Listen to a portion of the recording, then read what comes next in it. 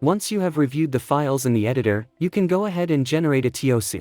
Simply open each chapter in the editor, and click on Generate TOC. In the pop-up that follows, you can choose to include just the chapter title or the head levels. Repeat this process for every chapter in the book.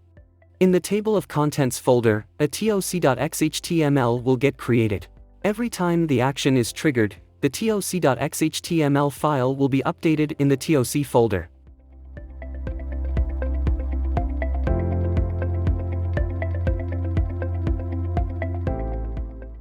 Once all the chapters are complete, go to Table of Contents and then select the action Move to Frontmatter.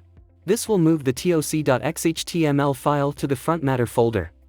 Now, open the sequence screen and position the TOC if required.